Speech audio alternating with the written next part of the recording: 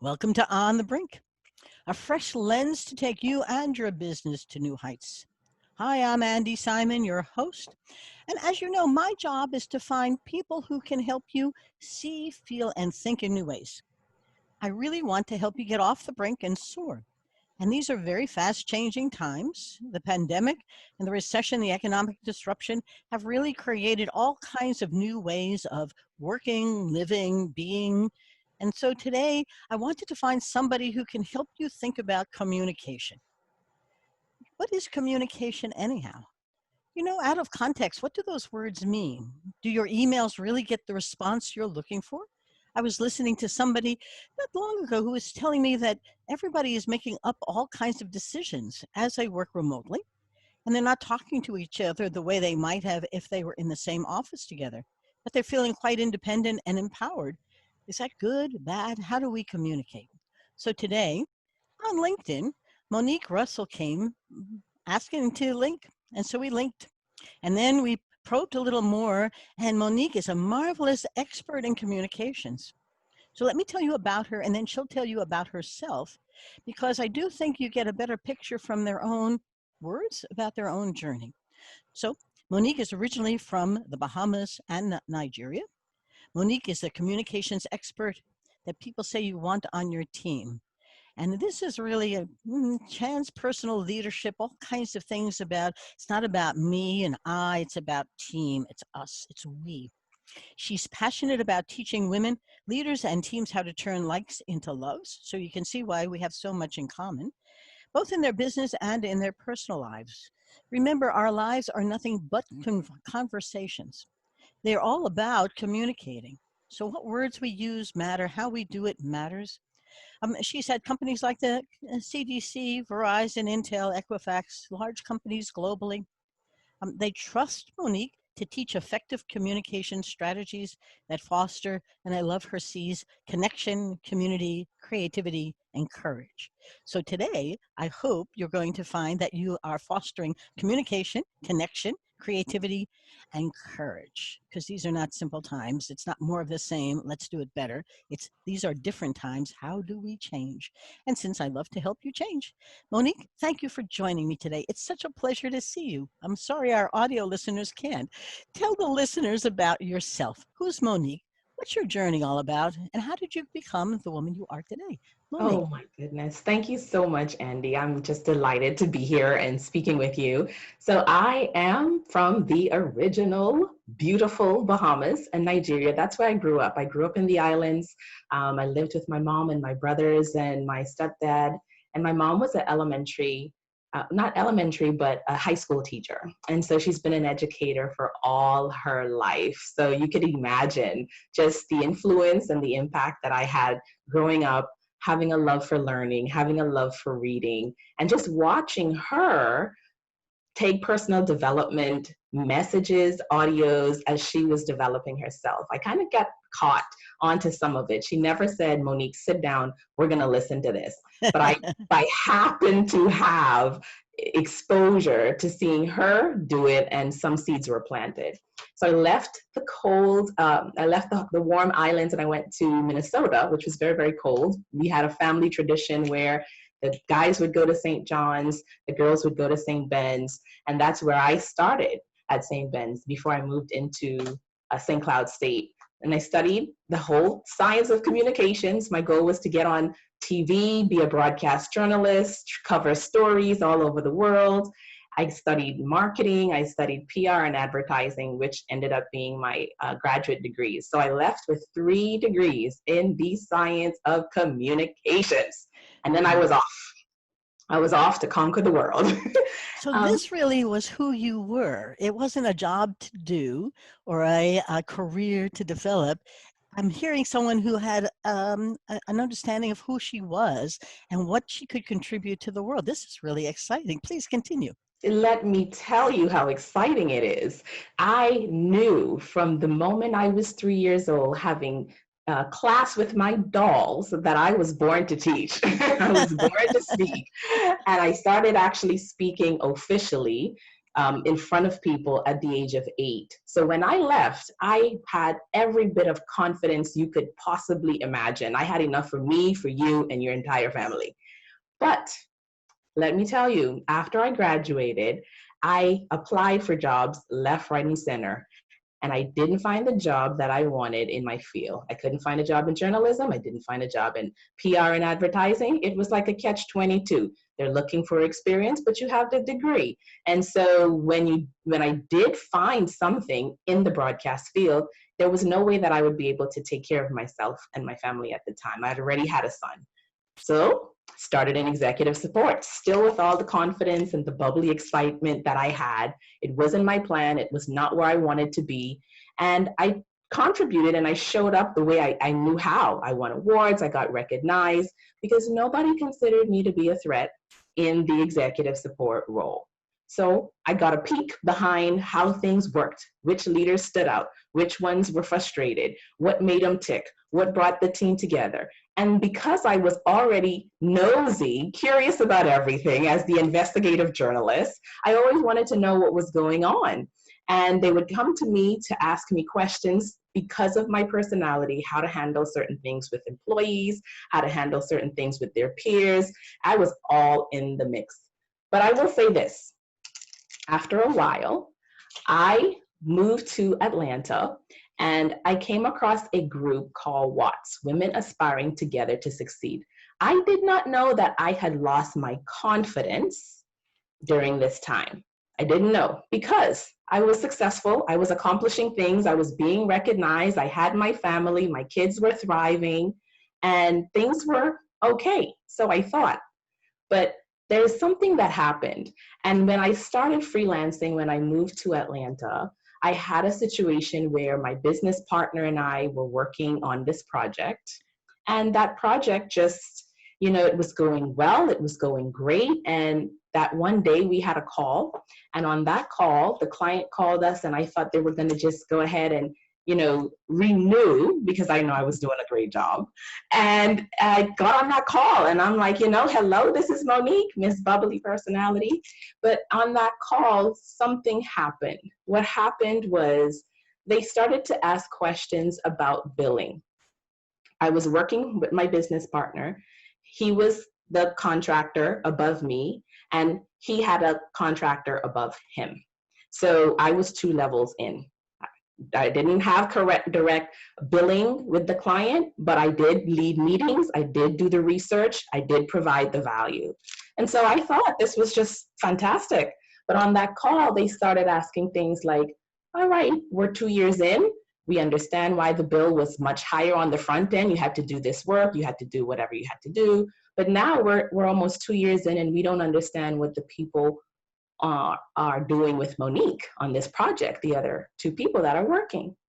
And Andi, I promise you, I just didn't know what to do because at that time I was sitting there. You know when you think you're getting on a call for one thing and then it just hoodwinks you.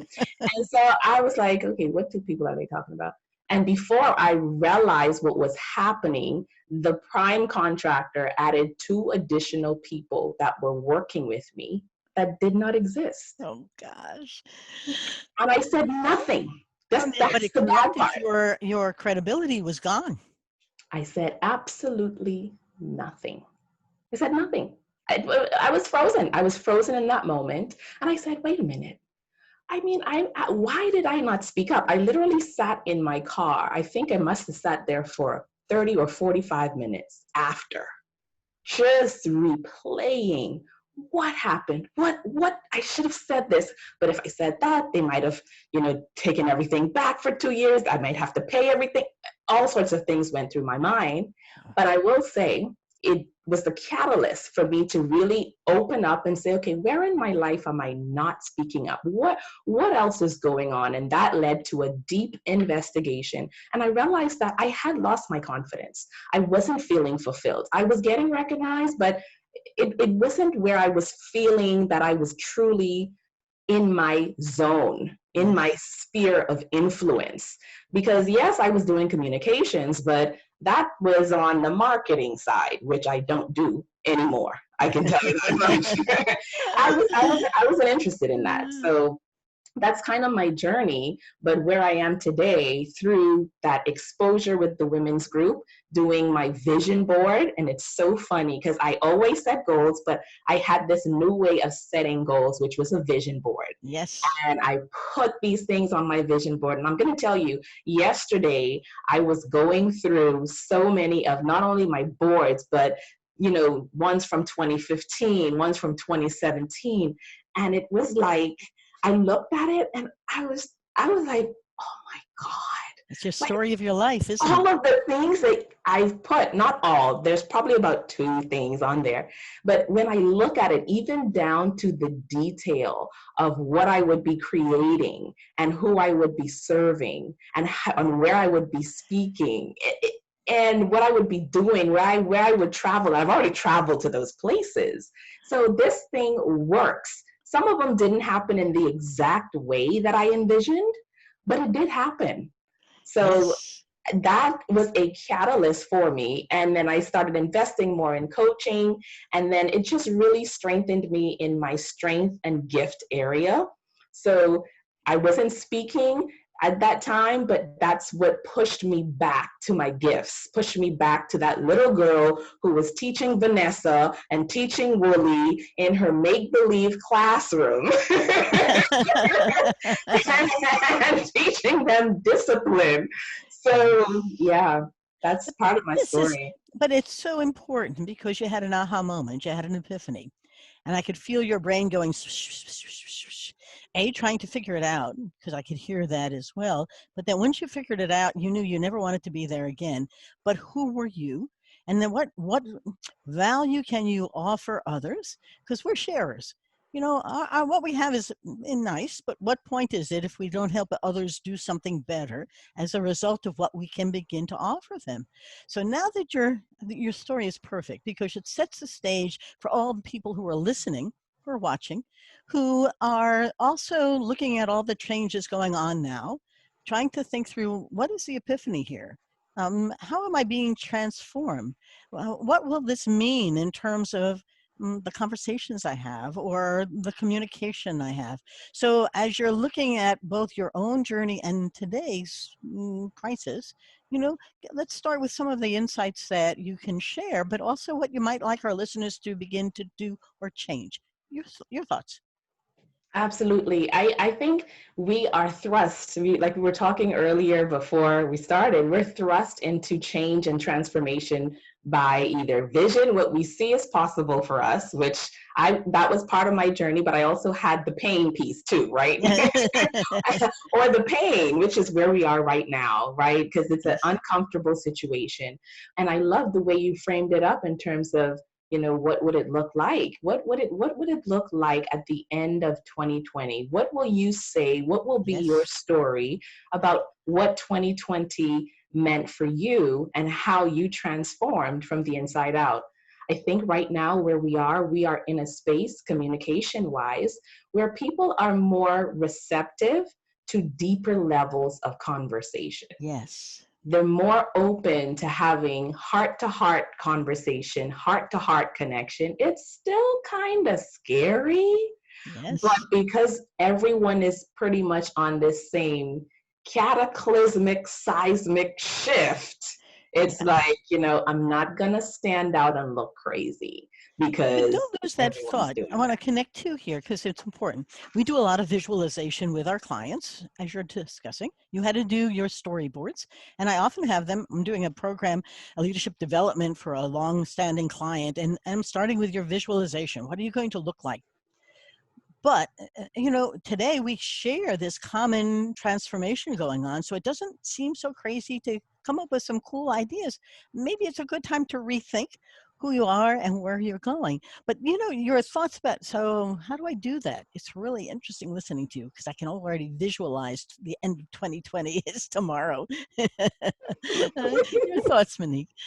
How do you begin to do that is you use your physiology and you combine that vision, right? You combine the goal or the idea of who you want to become, because that's going to pull you stronger when things come up, when the crap hits the fan, that desire is going to pull you even further towards that vision. So using your physiology, and what I mean is, the power of your breath, getting yourself into that very calm state, because you have to think about what level do you want to create at.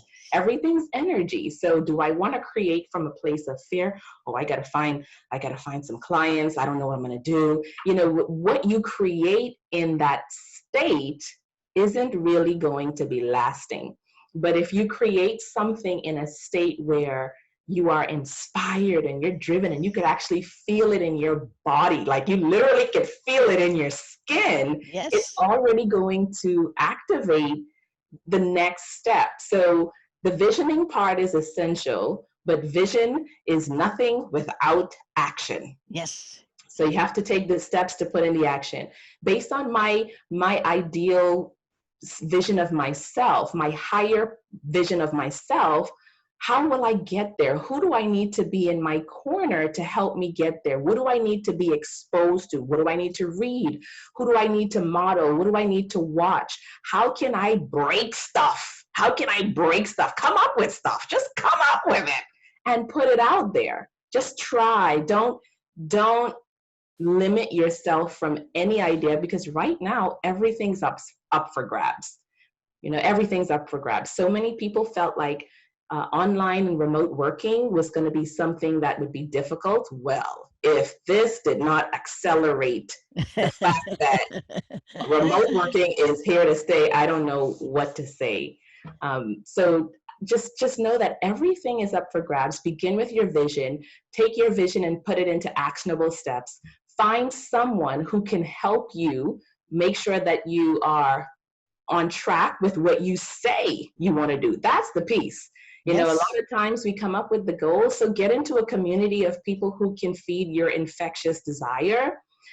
Get into community with someone who can hold you accountable if that's what you need, but not in a place where anybody's coming behind you to whip you into, you said you're going to do this, because that's not how I work in my practice. It's inspiring. Okay, maybe if you didn't complete a task, let's explore what's going on. Let's explore what's really going on here. But someone just to hold a space for you to go ahead and achieve what you want and celebrate you for doing that. I often use a metaphor since we help companies and people in those companies change. Your points are extremely important and worth emphasizing, because ideas are important to come up with. And this research, the more ideas you have, the more likely you'll have big ones. You just don't know which ones they are. So let them all come together. Let that shower time, when the brain is sorting them out, begin to sort. But ideas by themselves aren't going to get you someplace. To your point, once I visualized it, that won't either.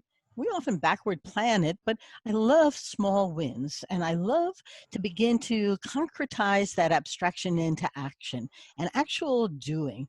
When we talk about turning observations into innovations, and then how do you actually convert it? But the metaphor I use is theater.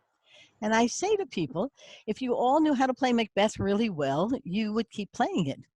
But now you can't play it anymore. There's no more applause. Nobody's buying your products. There's nobody who's hired you anymore. All of the things you did so well, you're not able to do anymore. So we're going to play Hamlet instead. But you don't have a script. You haven't written the script. You haven't rehearsed it. You have no director to help you on stage. You have no colleagues who are going to play with you or perform. So how are we going to put this play on? And it's not improvisation, because even that's well rehearsed, right? But the metaphor takes it away from, oh, I can't do that, to, oh, that's how they do that. I said, well, if Robert Redford can play different roles, or Vanessa Redgrave can play different roles, so can you. And now it's your turn to make up the new one, or two or three, because you don't know which ones are going to feel the best. But you've got an opportunity to be a creative person, and you're going to have others who, like you, are trying to figure it out. So help each other. So as you're talking about this, how does communication change in some fashion? Because I started the conversation about communication, and I don't want us to leave without helping them change their voice, their tone, what they expect from emails and face-to-face. There's something very human in how we talk to each other that helps us. To your point, I want people to support me, to help me get to where I'm going. Will the conversations change? You don't want them whipping you in the back. Let's concretize it a little bit, because I think the abstraction will leave them saying, that's a good idea. How do I do that? So how do we do that? Absolutely. So making sure when you're communicating, even in a remote space, you want to make sure that your message is clear. I don't care how you deliver it, if it's text, if it's voice, if it's email, if the message isn't clear, the message is going to be lost. And so the first thing is making sure that you understand what it is that you want to communicate. I really cannot emphasize that enough. How do you do that? You can ask yourself, write yourself a question, what do I want? That's as simple as it gets. What do I want? I want my manager to give me time off. I want my manager to help me run this meeting.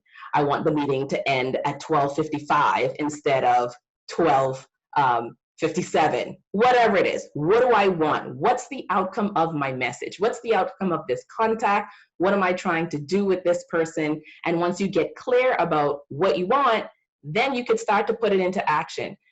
Right now, we are bombarded with so much information. That's So your true. message has to be concise. Yes. Dump the 5 paragraphs, nobody's reading it. Nobody's reading it, they're scanning. Go ahead and make sure that your message and your communication, if it's an email, is in visual form. Bullets, bulls, underline essentials, because people will scan towards those things if they are important. I had a client work with me and she had a whole lot of information in her presentation. And it was an issue that came up because the people who needed to actually make the decision, they completely missed this major issue. When I dived down deeper, I said, well, where was the issue? It was in the presentation. It was in the presentation. It was on the screen. No one could miss it. Well, she didn't call attention to it. It wasn't highlighted anywhere. You know, people are not going to zone in to what you want them to zone in. You have to call attention to it. When you're driving on the road, you see people with the big signs and they're doing the dancing. It's as big as those things are. They want to get your attention so you can see what they're trying to say at a moment's notice. Same thing with the billboards. So in your email communication, you want to make sure that you're clear and that you're concise. If there's anything that needs special attention, you want to say, I want to call your attention to this. Let's focus on that. You know, make sure that the key things that you need solutions and answers for, you create space for that type of communication. Those are tips you can do right now, Yep. right now. Well, and emails are often difficult to read because you don't know the feeling that went through them. We have a bunch of folks who are our staff, and sometimes they get irritated if I send something back without the implicit meaning, and they react to it without, it was totally out of context. So what they heard wasn't what I meant or said or felt, but they were reading it from where they were and how it felt to them. And it was interesting over the years to begin to realize that, and it's just not now, it's not what you say, it's how you say it, and you can't do it in words on an email. So it opens it up for all kinds of other stuff. Even texting is sometimes easier, but your picture part is real important. Draw a picture, darn it. You know, attach one, make it Yeah, clear. yeah, definitely. And you're right. And the other thing too is that's why the clarity is so important, because Yes. sometimes we send the message and we think that it's clear, but it's not. And then you have to ask, well, what did you mean by that? And then there's a lot of processing out loud, processing of this and that, or whatever have you. I have worked remotely for most of my career. Me And too. so I've dealt with emails with many different sets of people. And to be honest, if you take the time up front, I know you feel like I just got to get this out, I got to get this out. You're going to spend time one way or the other.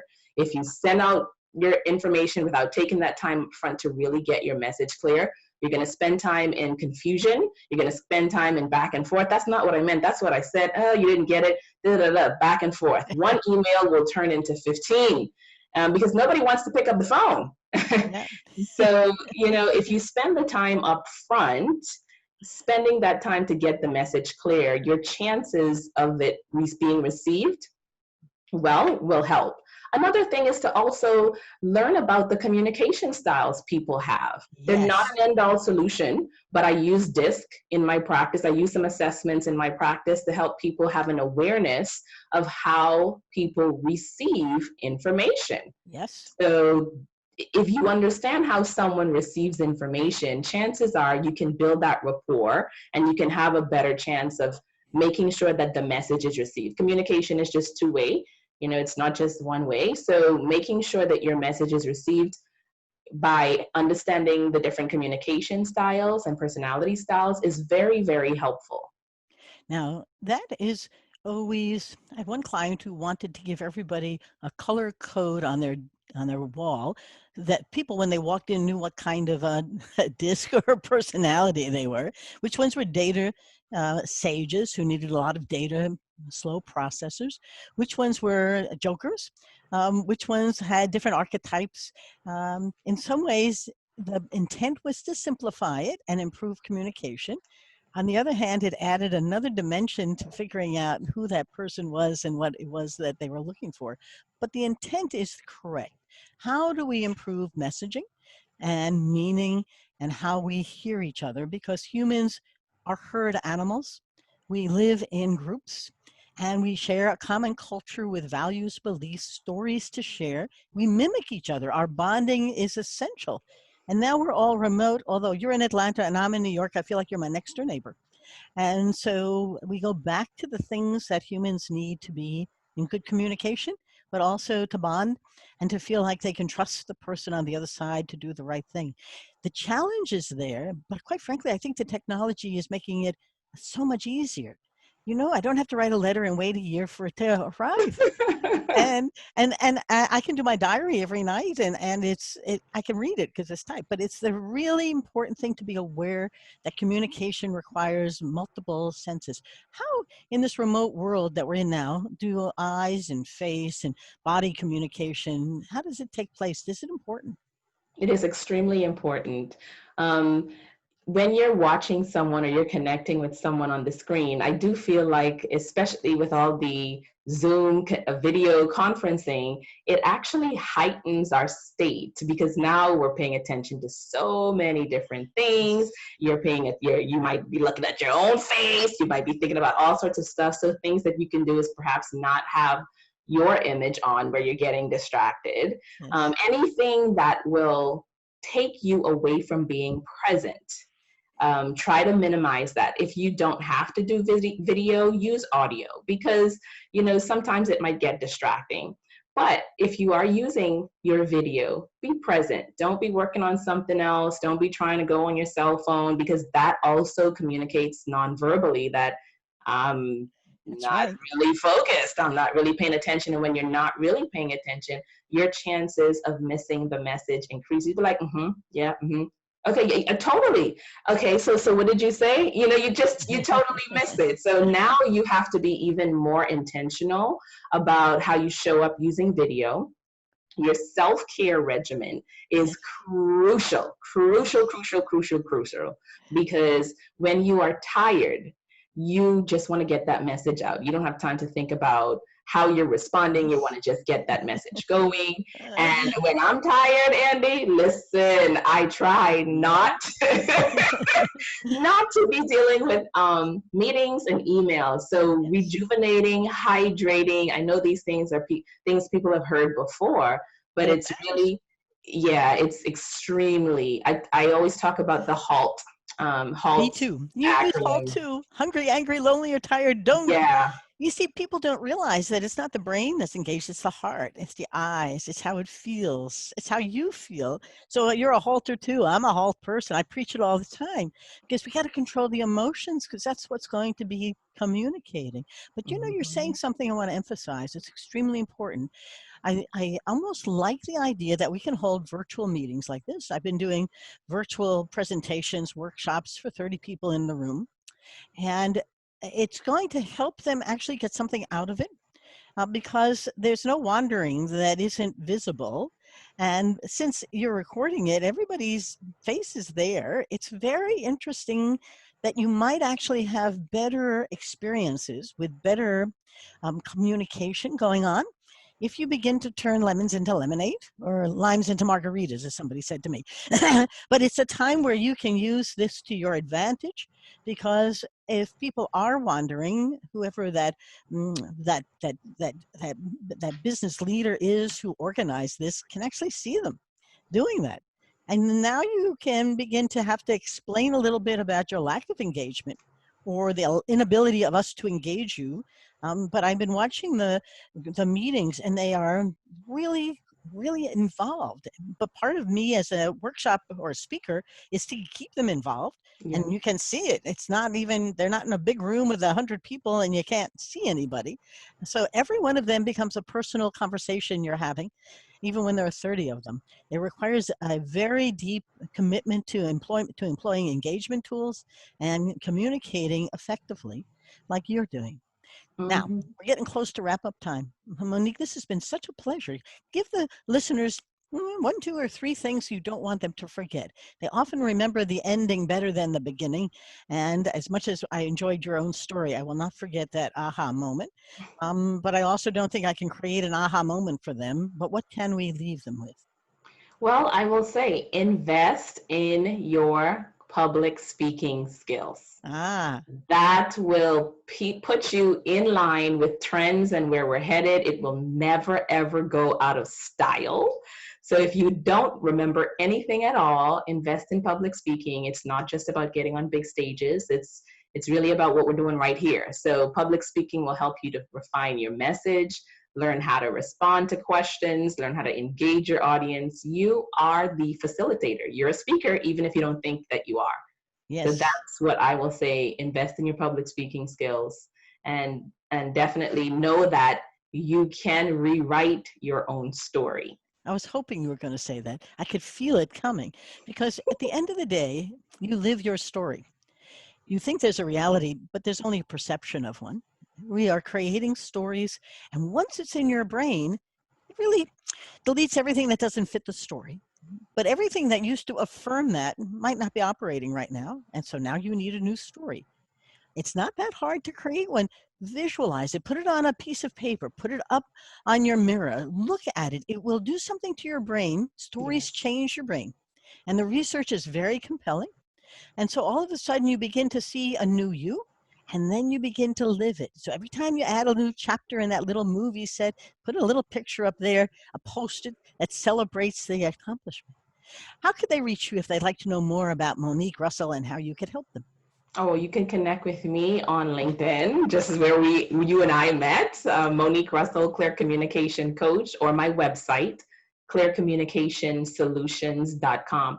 I'm on the internet as Clear Communication Coach. So if you drop that into Google with my name, it will come up, and you can find me anywhere on the internet: Facebook, Instagram, LinkedIn, YouTube. Yes, and you'll Quora. love her Yes. videos. They are very instructional in short bites, as sound bites, but they are terrific, terrific to watch. And it's been a pleasure to get to know you. Thank you so much for joining us. For all of our listeners, the number of people who send us emails is just amazing. I can't thank you enough, from across the globe. And we are, I don't know, over 130,000 monthly listeners downloading. Remember, our job is to help you get off the brink. So the podcast On the Brink with Andi Simon is intentional to help you change. How do you see, feel, and think in new ways? How do you get a picture through a new lens?